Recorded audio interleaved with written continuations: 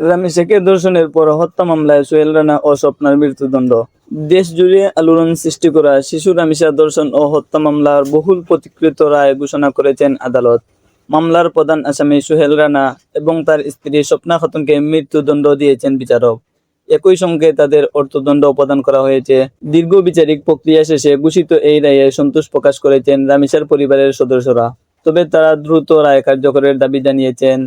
বিস্তারিত থাকছে আমাদের এই প্রতিবেদনে। দর্শক, যে ঘটনাটি পুরো দেশকে নাড়া দিয়েছিল, সেই শিশু রামেশা ধর্ষণ হত্যা মামলার রায় অবশেষে ঘোষণা করা হয়েছে।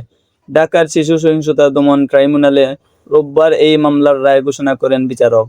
আদালত মামলার নথিপত্র, সাক্ষ্য প্রমাণ এবং সংশ্লিষ্ট সকল তথ্য পর্যালোচনা শেষে আসামিদের বিরুদ্ধে অভিযোগ সন্দেহাতীতভাবে প্রমাণিত হয়েছে বলে উল্লেখ করেন। এরপর আদালত প্রধান আসামি সোহেল রানা এবং তার স্ত্রী স্বপ্না খাতুনকে মৃত্যুদণ্ডের আদেশ দেন।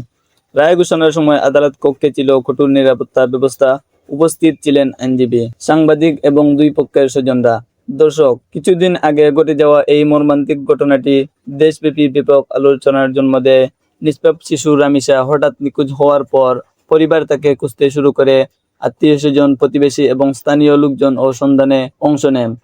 কিন্তু কিছু সময় পর উদ্ধার হয় রামেশার মরদেহ। এই ঘটনায় পুরো এলাকায় নেমে আসে শোকের ছায়া। শিশুটির পরিবারের অভিযোগের ভিত্তিতে পুলিশ তদন্ত শুরু করে এবং বিভিন্ন তথ্য প্রমাণ সংগ্রহ করে। তদন্তের এক পর্যায়ে সোহেল রানা এবং তার স্ত্রী স্বপ্নার নাম সামনে আসে। পরে তাদের গ্রেফতার করা হয় এবং আদালতে চার্জশিট দাখিল করা হয়। মামলাটি শুরু থেকেই গুরুত্বের সঙ্গে তদন্ত করে আইন শৃঙ্খলা বাহিনী। তদন্ত কর্মকর্তারা ঘটনাস্থল থেকে বিভিন্ন আলামত সংগ্রহ করেন। এছাড়া সাক্ষীদের জবানবন্দি, ফরেনসিক প্রতিবেদন এবং অন্যান্য প্রমাণ আদালতে উপস্থাপনা করা হয়। রাষ্ট্রপক্ষ আদালতে দাবি করে, সংগৃহীত তথ্য প্রমাণ স্পষ্টভাবে আসামিদের অপরাধের সঙ্গে সম্পৃক্ততা প্রমাণ করে। অন্যদিকে আসামি পক্ষ নিজেদের নির্দোষ দাবি করে। তবে দীর্ঘ শুনানি শেষে আদালত রাষ্ট্রপক্ষের উপস্থিতি প্রমাণকে গ্রহণযোগ্য বলে মনে করেন। রায় ঘোষণার সময় আদালত বলেন, শিশুদের বিরুদ্ধে সংঘটিত অপরাধ অত্যন্ত জঘন্য এবং সমাজে এর নেতিবাচক প্রভাব সুদূর প্রসারী। আদালত আরও উল্লেখ করেন, শিশুদের নিরাপত্তা নিশ্চিত করতে এ ধরনের অপরাধের বিরুদ্ধে কঠোর অবস্থান গ্রহণ করা জরুরি। বিচারক বলেন, অপরাধ প্রমাণিত হওয়ায় আসামিদের সর্বোচ্চ শাস্তি প্রদান করা হলো। রায় ঘোষণার পর আদালত প্রাঙ্গণে আবেগঘন পরিবেশ সৃষ্টি হয়। রামেশার স্বজনরা বলেন, তারা দীর্ঘদিন ধরে এই রায়ের অপেক্ষায় ছিলেন।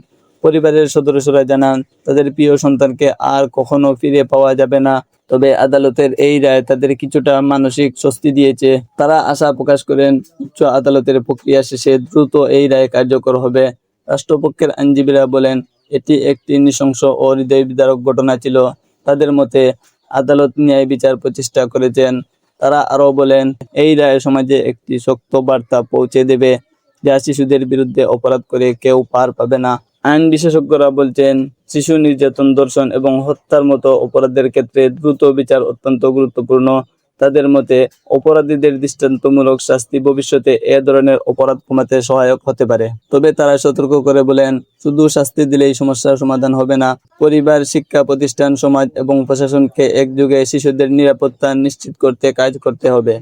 বিশেষজ্ঞদের মতে, শিশুদের নিরাপত্তা নিশ্চিত করতে অভিভাবকদের আরও সচেতন হতে হবে। শিশুরা কোথায় যাচ্ছে, কার সঙ্গে মিশছে এবং কী ধরনের পরিবেশে সময় কাটাচ্ছে, সেদিকে নজর রাখা জরুরি। একই সঙ্গে সন্দেহজনক কোনো ঘটনা ঘটলে দ্রুত আইন শৃঙ্খলা বাহিনীকে জানাতে হবে। তাদের মতে, সামাজিক সচেতনতা বৃদ্ধি ছাড়া শিশুদের বিরুদ্ধে অপরাধ পুরোপুরি নির্মূল করা সম্ভব নয়।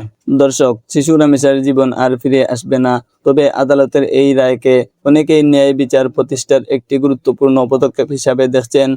এখন দেখার বিষয়, পরবর্তী আইনি প্রক্রিয়া শেষে এই রায় কত দ্রুত কার্যকর হয়। আজকের মতোই এখানে শেষ করছি। আল্লাহ হাফিজ।